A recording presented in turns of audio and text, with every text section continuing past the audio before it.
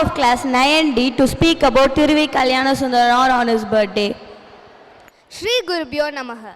கம்பன் சீராட்டி மூவேந்தர் பாராட்டி வருடங்கள் ஈராயிரம் கடந்தாலும் இன்றும் கன்னித்தமிழாய் செந்தமிழாய் வாழ்ந்து வரும் மொழி எம் தாய்மொழியாம் அன்னை தமிழ்மொழிக்கு எனது முதற்கண் வணக்கத்தை தெரிவித்துக் கொள்கிறேன். அனைவருக்கும் வணக்கம். என் பெயர் ஸ்ரீலயா. நான் 9ஆம் வகுப்பு பயிலும் மாணவி.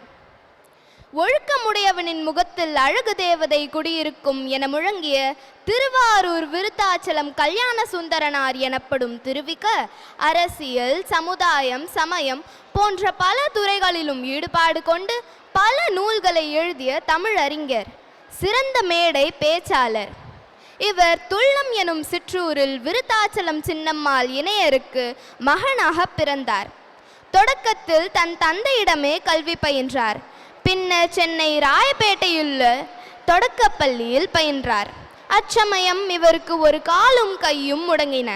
இதனால் சிறிது காலம் கல்வி பள்ளி தடைப்பட்டது. 1906ஆம் ஆண்டு இவர் ஸ்பென்சர் தொழிலுலக கணக்கராக சேர்ந்தார்.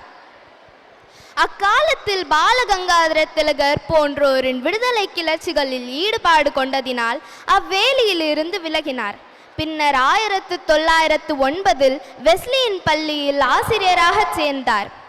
பின்னர் 1918இல் வெஸ்லியின் கல்லூரியில் தலைமை ஆசிரியராக பணியாற்றினார். நாட்டு விடுதலை போரில் பங்கேற்பதால் அப்பணியிலிருந்தும் விலகினார்.